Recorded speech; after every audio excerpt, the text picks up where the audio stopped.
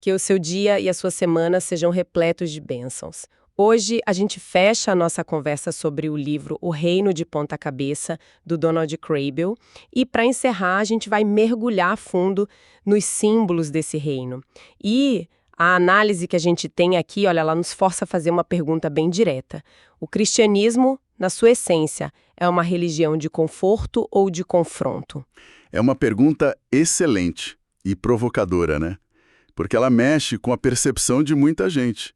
O livro do Kraybill argumenta que a mensagem de Jesus era fundamentalmente confrontadora. Ele não veio para se encaixar em nenhuma das caixinhas que existiam na época dele. Exato.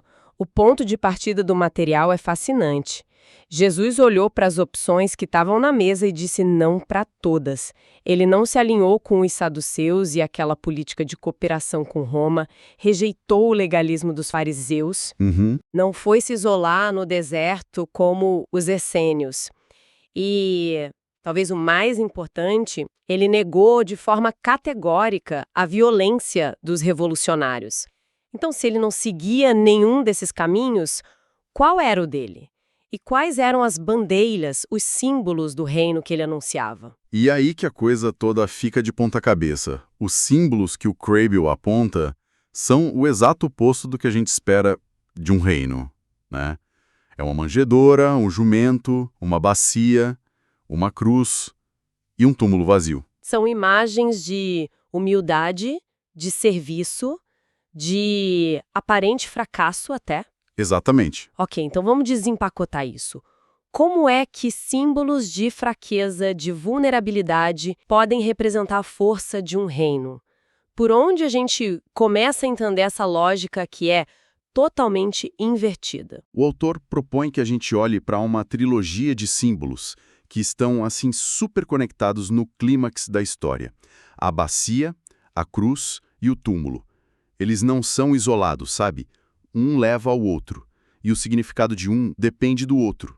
É uma sequência que define a ética e a esperança desse reino. E aqui tem uma ideia que, olha, para mim foi a mais chocante de todas. O livro argumenta que a bacia de lavar os pés é, na prática, o símbolo cristão mais importante. Peraí, mais importante que a cruz. A gente passa a vida inteira vendo a cruz em tudo que é lugar. Em igrejas, em joias, na arte.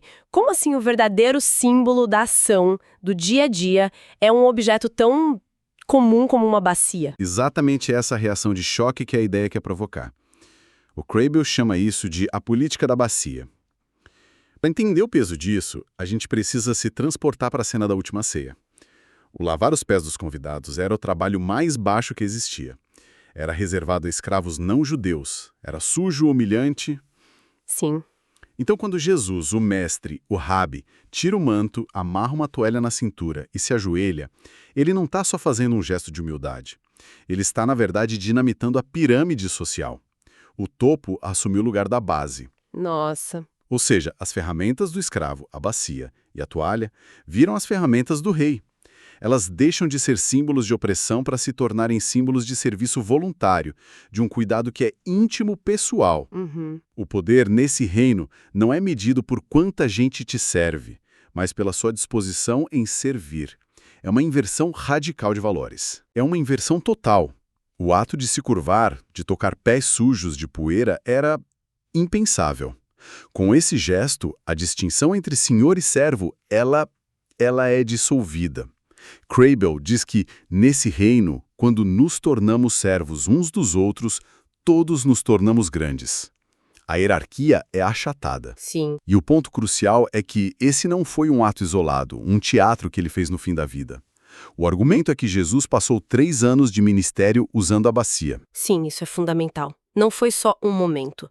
O ministério todo dele foi uma aplicação da política da bacia. Curar doentes no sábado, por exemplo, colocava a necessidade da pessoa acima da regra religiosa. Exato. Comer com coletores de impostos e marginalizados quebra as barreiras de pureza social.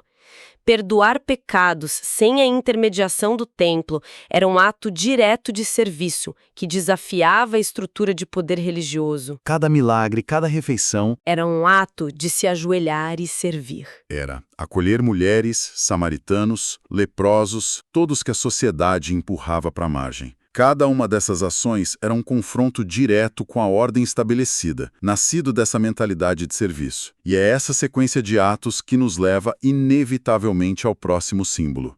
A conexão que o autor faz é brutalmente direta.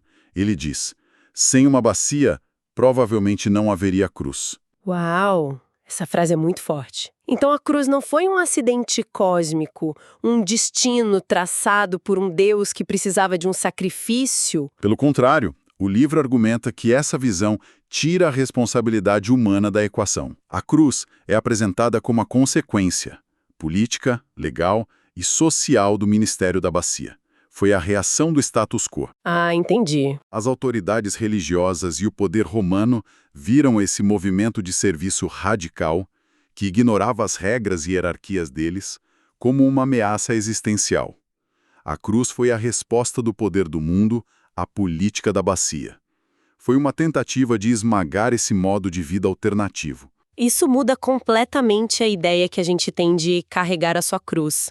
Geralmente as pessoas usam essa frase para falar de um sofrimento passivo, sabe? Uma doença, uma dificuldade na família, algo que a gente tem que aguentar.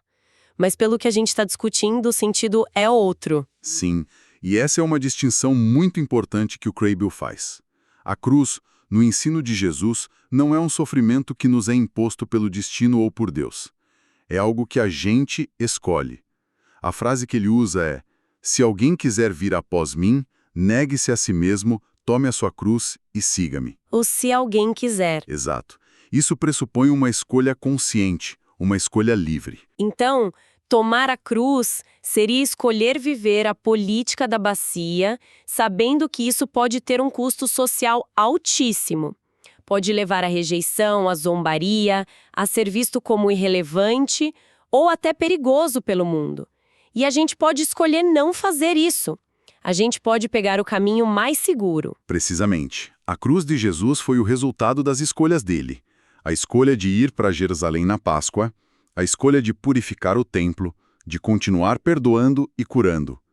Ele sabia que esse comportamento provocador podia terminar numa cruz, mas ele não recuou.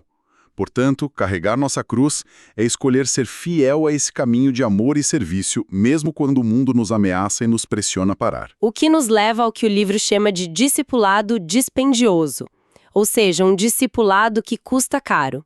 Jesus não parecia muito interessado em acumular seguidores a qualquer custo.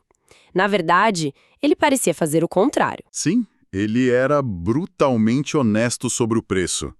Kraybill nos lembra daquelas parábolas que ele contava que eram quase como alertas, sabe?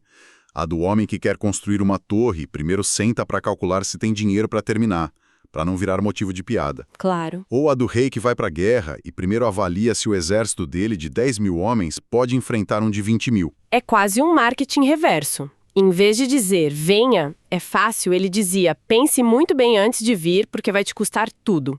Ele chegou a desencorajar pessoas. Para um que se ofereceu na hora, ele respondeu que o filho do homem não tem onde reclinar a cabeça. Exato. Para outro que queria primeiro enterrar o pai, ele disse para vir imediatamente. O foco tinha que ser total. E aquela imagem do arado é perfeita para isso. Ninguém que põe a mão no arado e olha para trás é apto para o reino de Deus.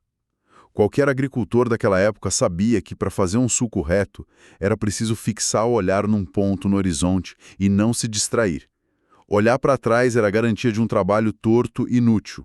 Faz todo sentido. O compromisso com o reino exigia esse mesmo tipo de foco obstinado. Ok, então o ciclo que se forma é: o serviço da bacia, que é uma escolha ativa, leva a um confronto com o mundo, que pode resultar na cruz, e isso tudo nos leva àquela inversão mais radical que Jesus fala sobre perder a vida para ganhá-la. Exato.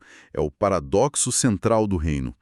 Tentar salvar a sua vida nos termos do mundo, buscando segurança, poder, riqueza e status, pode, no fim das contas, significar perdê-la de verdade, esvaziá-la de propósito. Em contrapartida, Perder a vida no serviço aos outros, no caminho da bacia e da cruz, é a forma de encontrá-la, de vivê-la em plenitude. A lógica é completamente invertida. Totalmente. Mas se a história termina aí, com o serviço levando à rejeição e à morte, é uma mensagem de puro desespero. É um caminho muito sombrio. A cruz não pode ser a palavra final, certo? De jeito nenhum. Se fosse, o cristianismo seria apenas a memória de um mártir idealista. E é aqui que entra o terceiro e decisivo símbolo da trilogia, o túmulo vazio. A ressurreição é a palavra final de Deus na história. Se a cruz mostra a brutalidade máxima do poder humano e do mal, a ressurreição, segundo Kraybill, é a vitória não violenta de Deus sobre tudo isso. É a afirmação divina de que o amor é mais forte que o ódio. E a vida é mais forte que a morte. Exatamente. Então, o túmulo vazio é o que dá o combustível, a esperança para que as pessoas continuem pegando suas bacias, mesmo sabendo que a cruz é uma possibilidade real. É a certeza de que o caminho de Jesus, que parecia um fracasso total na sexta-feira da Paixão, foi validado por Deus no domingo de manhã. Exatamente. E essa esperança não é só para o futuro, para uma vida após a morte. Ela capacita a vida agora. Ela nos dá a coragem de viver de forma diferente no presente. E aqui o argumento do livro dá um passo adiante, um passo crucial. O poder desse reino de ponta-cabeça não se manifesta primariamente no indivíduo heróico, mas na vida coletiva, na comunidade dos seus cidadãos. Ah, isso é interessante. O Kraybill diz que uma pessoa sozinha fazendo bem pode ser admirável, mas raramente é uma ameaça real ao sistema. Mas uma comunidade inteira, vivendo por um conjunto de valores alternativos, isso sim é subversivo. Isso apresenta uma nova forma de vida social. Sim, ele descreve essa comunidade como uma cultura de discipulado, uma contracultura que marcha num ritmo diferente do mundo. A simples existência dessa comunidade já é um ato político. Ela mostra que é possível viver de outra forma. Funciona como uma vitrine, então? Isso, como uma minoria profética, sendo sal e luz, oferecendo um contraste visível à cultura dominante. E como é essa comunidade na prática? Quais são as marcas dela, segundo o livro? O livro lista várias, e todas são inversões dos valores do mundo. Vamos pegar duas para a gente aprofundar um pouco. Primeira, generosidade no lugar do consumo. Numa cultura que nos diz que a nossa identidade está no que a gente acumula, uma comunidade que pratica a partilha radical e a generosidade está dizendo que a nossa segurança não vem dos nossos bens, mas dos nossos irmãos. Isso é um ataque direto ao materialismo. Com certeza. E a segunda? Perdão no lugar da vingança. Nossa sociedade opera na lógica da retribuição, do olho por olho, né? Seja no sistema legal ou nas relações pessoais, a vingança é vista como justiça. Sim. Uma comunidade que pratica o perdão de forma consistente, que absorve o mal em vez de passá-lo adiante, não está sendo só boazinha. Ela está quebrando ciclos de violência. E isso é politicamente subversivo, porque enfraquece a lógica da força que sustenta muitos sistemas de poder. Imagino que a lista continue, com o serviço no lugar do domínio, compaixão no lugar da ambição. É uma sociedade inteira construída sobre a ética da bacia. Exatamente. É uma comunidade onde as hierarquias são constantemente desafiadas pelo serviço mútuo e o amor tenta substituir o medo como força motriz das relações. Não é uma utopia perfeita, claro, mas é um ensaio, uma prévia do reino de Deus aqui na Terra. Ok, então se a gente juntar todas as peças, o quadro que se forma é este.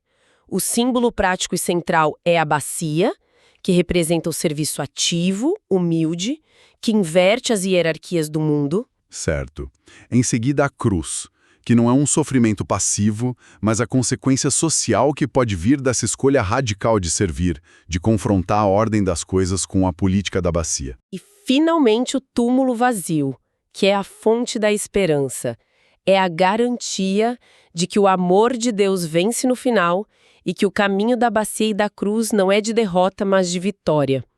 E essa esperança nos capacita a construir comunidades que vivem essa realidade alternativa hoje. É essa a ideia central. É exatamente essa a trajetória. E isso nos traz de volta a sua pergunta inicial: conforto ou confronto? A análise do Kraybill aponta para um caminho que é profundamente confrontador tanto para nós mesmos quanto para a sociedade. E no final, o livro deixa uma provocação para a gente pensar. Sim, E é uma provocação muito pessoal. O autor diz que a questão primordial não é se a gente encontrou a estratégia política perfeita ou o plano de 5 passos para mudar o mundo. A questão é mais simples e, ao mesmo tempo, mais profunda. Ela ecoa a pergunta que Jesus fez a Pedro depois de lavar seus pés. A questão é: estamos dispostos a abraçar um ministério de bacias? Estamos dispostos a dedicar nossa energia ao serviço do nosso próximo, do nosso rei, independentemente do custo? Independentemente de sermos bem-sucedidos aos olhos do mundo? Essa é uma pergunta que fica para cada um. O que significa pegar a bacia na nossa vida, no nosso trabalho, na nossa família, hoje? Exato. A jornada do reino de ponta cabeça começa aí, com essa escolha simples, mas que tem o poder de virar o mundo de cabeça para baixo. Este foi o último episódio sobre o livro O Reino de Ponta Cabeça. Que Deus abençoe a todos.